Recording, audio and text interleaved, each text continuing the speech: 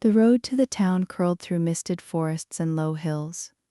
The damp scent of earth, heavy in the morning air.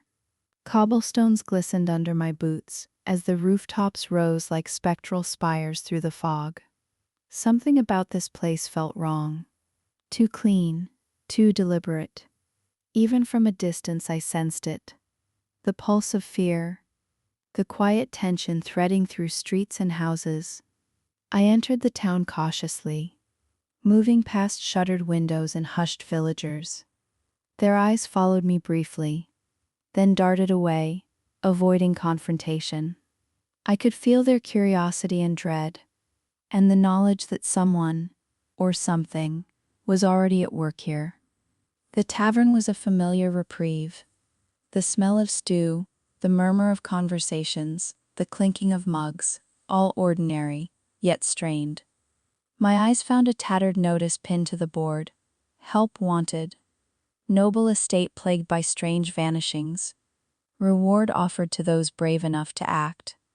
I tore it free, feeling the weight of opportunity and danger. As I turned, my reflection in the dusty mirror at the back lagged behind me. A fraction of a second too late. A flicker, subtle but unmistakable. Someone, or something, was already watching. The hunt had begun before I even accepted it, and the road ahead would be as twisted as the reflections I glimpsed.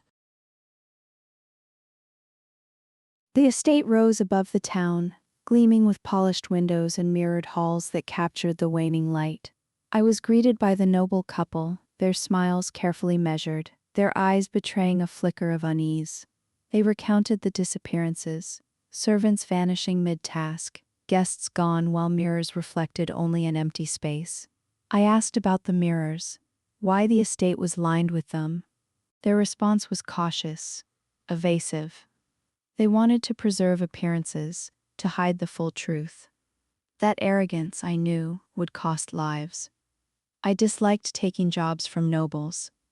The coin was generous, yes, but pride often outweighed caution, and truth was sacrificed at the altar of dignity. As I moved through the mirrored halls, I noticed subtle distortions. Shadows bent unnaturally, corridors appeared longer than they should, and reflections moved just slightly out of sync. It was subtle, almost playful, but deadly. I realized immediately that this was no ordinary spirit. Whoever, or whatever, haunted the mirrors was clever, patient, and aware of me.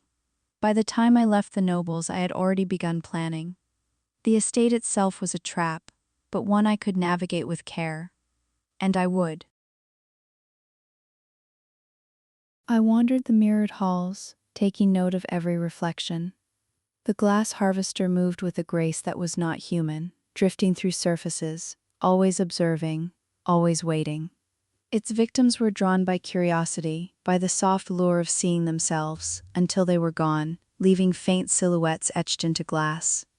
My familiar, a black fox, stalked beside me silently, tail flicking, ears alert. We traced patterns, long corridors, galleries filled with mirrors, rooms where reflection multiplied infinitely. The harvester thrived in these places, feeding on attention and vanity, but it was patient. It never revealed itself fully until it chose to. I tested its presence cautiously. A small silvered arrow against a mirror caused a ripple, but no shattering. The creature recoiled slightly, its hum growing in resonance, but remained intact. I realized then that ordinary weapons would do nothing. I needed enchanted silver, prepared with protective wards, to make any impact. I moved from room to room, studying its behavior, noting how it manipulated light, using angles and reflections to extend its reach. Every flicker of glass, every distorted reflection, was a potential threat. And yet, the deeper I observed, the more I understood its patterns, patience, cunning, and obsession with its prey. The harvester was no mindless predator. It was calculating, learning, and waiting. Night fell, thick and cold, shadows lengthening across polished floors. The mirrors hummed faintly, resonating with something unseen.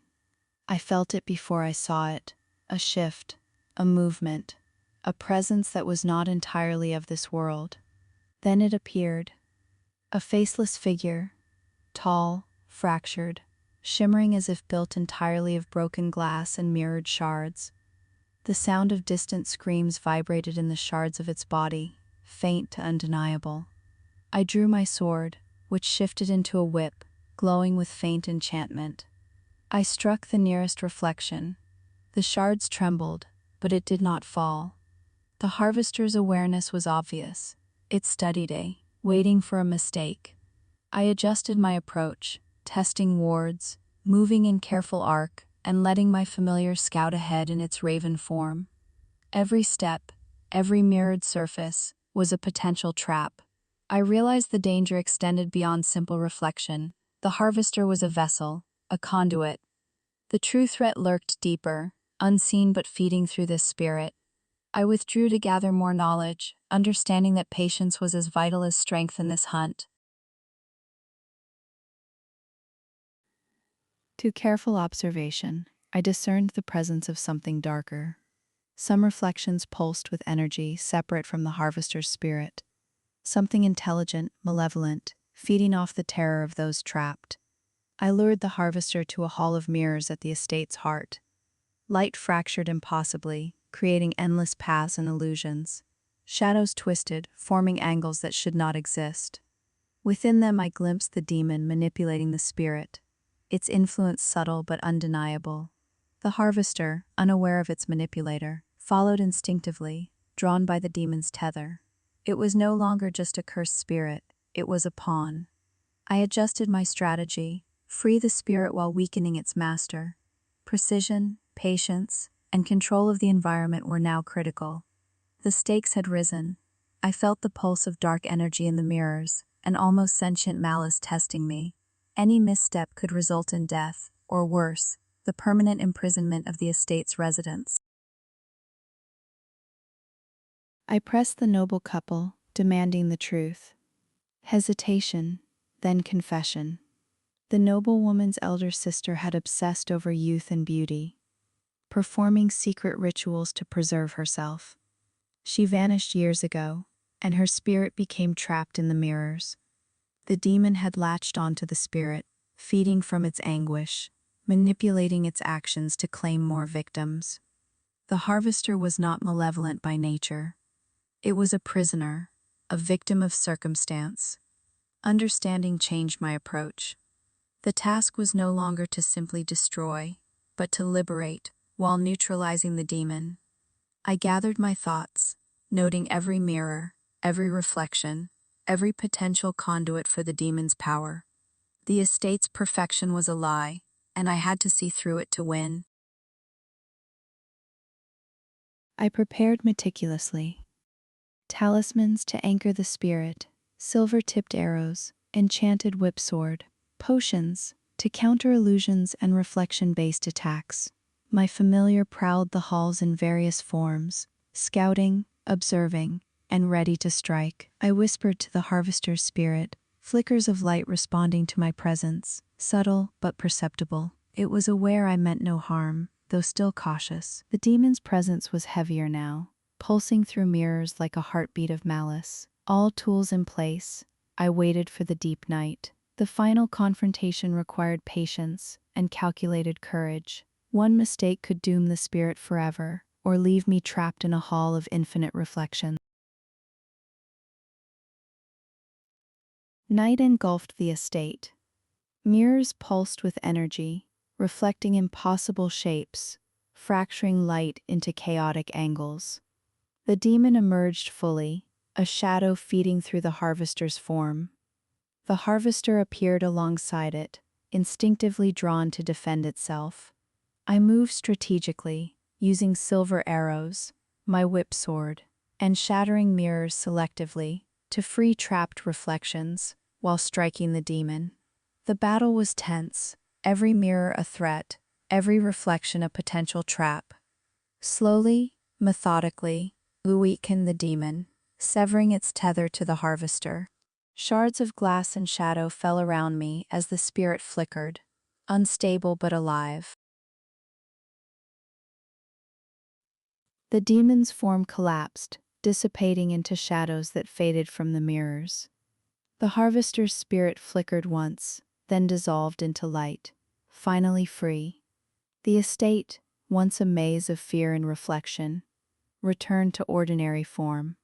The noble couple remained silent, their relief guarded, grief hidden behind polite restraint. The mirrors reflected only reality now, rooms, hallways, corridors, untouched by malevolent reflection. I collected my payment and prepared to leave. The estate was safe, the spirit liberated. But the memory of manipulation and deception lingered. Noble pride had nearly cost lives, yet I had restored balance. The road stretched before me, endless as ever. My familiar, now a wolf, trotted beside me, sniffing at the forest edges, alert to unseen dangers. Behind the hills, the estate faded into memory. I tightened my grip on my sword. Shadows never truly vanish. Darkness never rests. There would always be another reflection to follow, another demon to confront, another soul in need of release.